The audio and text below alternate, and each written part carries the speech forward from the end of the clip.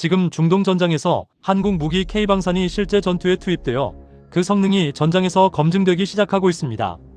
하늘에서는 한국 방공 시스템 천궁2가 이란의 미사일을 요격하고 있고, 지상에서는 한국 다연장 로켓 천무가 공격 화력의 핵심 전력으로 거론되기 시작했습니다. 중동 전장의 한가운데에서 대한민국이 만든 무기가 처음으로 실전 데이터를 만들어내기 시작한 겁니다. 그리고 이 소식이 전해지자 중동 국가들 사이에서는 대한민국 K방산을 먼저 확보하기 위한 치열한 물밑 접촉이 급격히 늘어나고 있습니다. 이번 충돌은 시작 당시 단기전으로 예상됐습니다. 미국과 이스라엘은 이란 지도부 제거와 핵미사일 시설 타격을 목표로 대규모 공습을 감행했고, 이 과정에서 최고 지도자 알리 하메네이가 사망했습니다. 당시 많은 분석가들은 정권 충격으로 전쟁이 빠르게 끝날 것이라 봤습니다. 하지만 결과는 정반대로 흘러갔습니다. 이란은 대규모 지상전을 선택하지 않았습니다. 대신 전쟁의 방식을 바꿨습니다. 그것은 자국의 전쟁을 주변국의 부담을 전가시키는 방식입니다.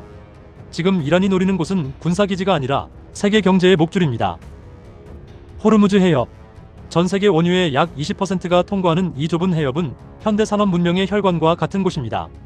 이란은 이곳에 기뢰를 무차별적으로 설치하기 시작했고, 완전 봉쇄가 아니라 봉쇄될 수도 있다는 공포 자체를 무기로 사용하고 있습니다.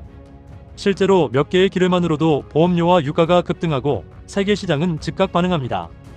AP 보도에 따르면 이란의 드론전은 일부 방어망을 뚫었고, 쿠웨이트의 미군 작전기지에서는 미군 사망자까지 발생했습니다. 미 국방부도 전쟁 일주 비용을 100억 달러가 넘는 수준으로 의회에 설명한 것으로 전해졌습니다. 더 무서운 건 이란의 공격 범위가 이미 군사시설을 넘어가고 있다는 점입니다. 로이터즈 보도에 따르면 호르무즈와 걸프 인근에서는 상선들이 실제로 공격을 받기 시작했습니다. 태국 벌크선 마유리나리는 피격 뒤 화재가 발생했고 승무원 실종까지 보고됐습니다. 이라크 인근 해역에서는 연료를 싣고 나가던 선박들이 폭발성 공격을 받아 불이 붙었고, 일본 선박과 다른 상선들까지 피해가 이어졌습니다. 이게 다가 아닙니다. 이란은 미국의 빅테크 기업들도 드론을 이용하여 무차별적으로 공격하고 있습니다. 이는 이란의 전략적 한계가 군사적 범위를 이미 넘어선 상황이라는 현실적 반증이기도 합니다. 이에 따라 전쟁이 길어질수록 미국 혼자 모든 방어 체계를 유지하기는 어려워지고 있습니다. 즉, 지금 벌어지고 있는 것은 미국이 압도적으로 몰아붙이는 전쟁이 아니라 미국조차 비용과 소모를 감수해야 하는 소모전으로 바뀌고 있다는 뜻입니다. 실제로 미국은 호르무즈 해협에서 기뢰를 설치하려던 이란 선박 16척을 파괴했다고 밝혔습니다. 하지만 그것으로 끝나지 않았습니다. 미 해군이 아직 상선 호위를 본격적으로 붙이지 못한 사이 원유 운송과 해상 물류 자체가 크게 위축되기 시작했습니다. 전쟁이 바다를 건드리는 순간 유가만 오르는 게 아닙니다. 유조선이 멈추고 보험료가 뛰고 해상 운임과 공급망 전체가 같이 흔들리기 시작합니다. 그래서 등장하는 것이 동맹국 군수 체계입니다. 즉, 전쟁을 수행하는 국가는 미국이지만 전쟁을 유지하는 장비는 동맹이 채우는 구조입니다. 그리고 더 중요한 장면이 하나 있습니다. 지금 중동 전쟁이 길어지면서 미국은 방공 자산을 한 지역에 묶어둘 수 없는 상황으로 들어가고 있습니다. 실제로 한미군 당국은 주한미군 패트리엇 일부를 중동으로 돌리는 방안까지 논의하고 있습니다. 대한민국의 입장에서 이 말은 굉장히 중요합니다.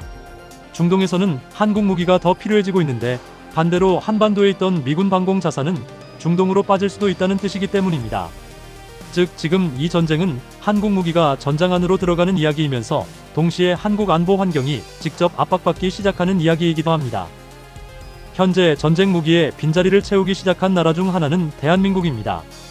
중동 상공에서 날아오는 미사일을 요격한 방공 시스템. 그 시스템은 한국에서 개발된 천궁2입니다. 실전 요격 성과 이후 중동 국가들은 추가 도입과 조기 인도를 요청하기 시작했고, 한국 방산은 이제 단순한 무기 판매가 아니라 전쟁의 흐름에 직접 영향을 주는 단계로 들어가기 시작했습니다. 무기 시장에서 가장 강력한 광고는 전시회가 아니라 전장입니다. 한 번 실전에서 살아남은 무기는 세계 질서를 바꾸기도 합니다. 전쟁이 길어질수록 무기의 가치는 가격표가 아니라 어느 전선의 공백을 메울 수 있느냐로 바뀝니다. 하지만 여기서 중요한 점이 있습니다. 이란은 아직 모든 카드를 꺼내지 않았습니다. 헤즈볼라, 후티 반군, 그리고 지역 민병대 전력은 여전히 제한적으로만 움직이고 있습니다. 만약 이 세력이 동시에 움직이기 시작한다면 전쟁은 지역 충돌을 넘어 중동 전체 전쟁으로 확대될 가능성이 있습니다.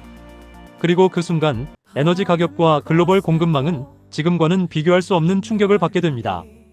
지금 세계가 주목하는 이유는 전투의 규모 때문이 아니라 연결의 범위 때문입니다.